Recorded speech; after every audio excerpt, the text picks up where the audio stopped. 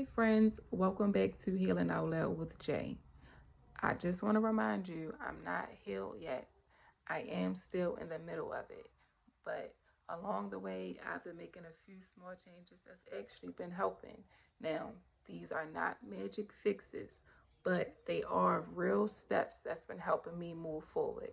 So today, I want to share 5 changes that I've made that's been helping me heal one day at a time. Number one has been drinking more water. Okay, let's talk about it. So I know drinking more water sounds simple, right? But it's not always simple. I used to roll my eyes whenever someone said, just drink more water, because honestly, I'm dealing with real health issues, and drinking more water I felt wasn't going to help me until I gave it a shot. And to be honest, it's one of the small changes that's actually been helping me.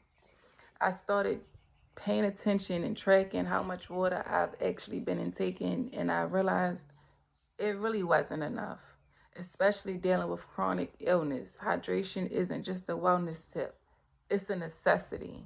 Now, being honest, water does get boring, so some days are better than others. But I don't beat myself up about it. If I didn't drink enough water yesterday, I'll just have to drink more water tomorrow. Once I started being intentional about it, I started noticing subtle shifts. My headaches wouldn't be as severe. I felt a little less foggy, and even my digestion started improving. And no, I'm not saying water is a cure, but it's the foundation. It's one of the basic things I overlooked when I was just trying to survive each day, to be honest. What's helping me stay on track with drinking water is using a water bottle that I actually like. Now, I keep this water bottle with me throughout the day. I keep it at my bedside at night. It is my go to. So, yes, honestly, drinking more water has been one of the small changes that's been helping me feel a little bit better, a little bit more grounded, and a little bit more in control. And it's not glamorous, but it's real. And right now, that's what I need. Number two has been a big one for me, saying no without feeling guilty. For the longest time, I felt like I had to say yes to everything, yes to favors, yes to plans, yes to pushing myself when I was already drained. And every time I ignored my body to please someone else, I paid the price mentally, physically, and emotionally. But since this healing journey, I've been learning to protect my energy. And sometimes that means saying no. No to things that drain me. No to people who don't understand what I'm going through.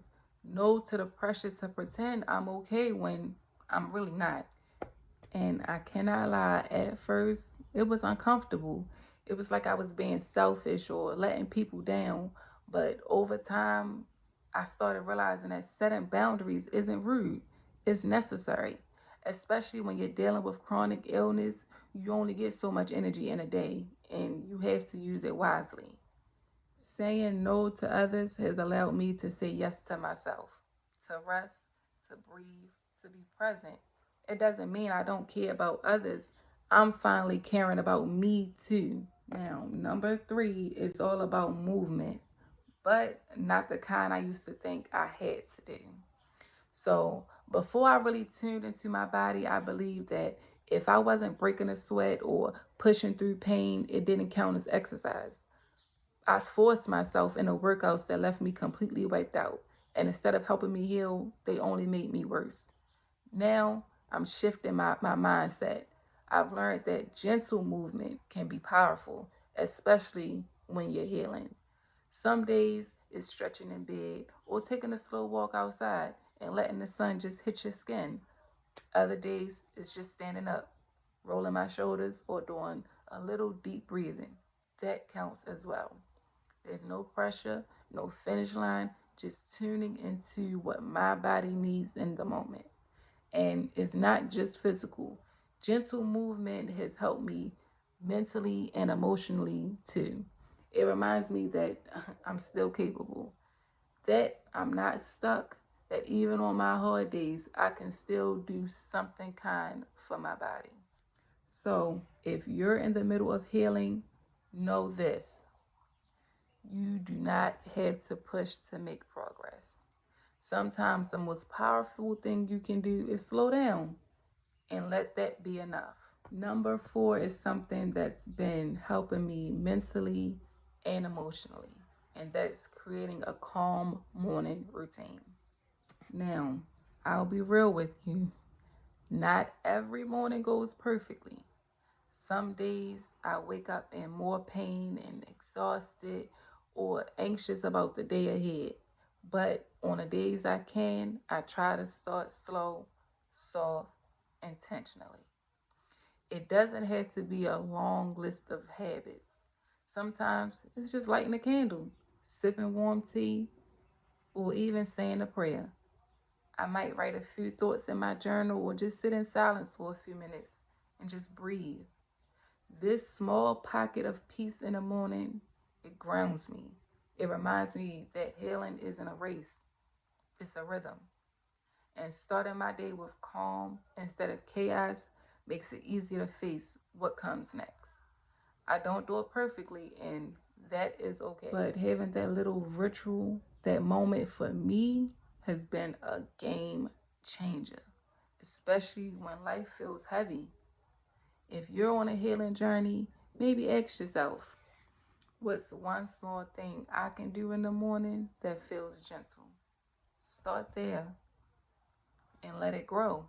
Now, finally, number 5 is probably the most important of all, and that's giving myself grace. Yes, giving myself grace. This healing journey has not been pretty. It's slow, it's messy, and there are days when I feel like I'm making progress, and it's days when I crash so hard I wonder if I'm moving backwards or forwards. For a long time, I beat myself up for not being better yet. But I've started learning to speak to myself differently, to remind myself I'm doing the best that I can. I'm allowed to rest. I'm allowed to not have it all together. I'm allowed to be proud of my small wins, even if no one else sees them. Giving myself grace looks like not forcing productivity when my body needs stillness. It looks like choosing compassion over criticism. It's like trusting that even a quiet, invisible work counts. If you're healing too, please hear this. You don't have to be perfect to be making progress. You are allowed to be human. You're allowed to be tired. And you're still worthy of love, care, and patience, especially from yourself. This one is still a work in progress for me. But every time I give myself grace, I take a step closer to real healing. If you're struggling with guilt, just know it's okay to choose yourself. It's not easy, but it's a part of healing. If you're in the middle of healing too, you are not alone. These changes may seem small, but they're helping me feel a little more human. If you've made a small change that's helped you, even a little bit, drop it in the comments. And if you're just starting out, I hope you find something here that gives you hope.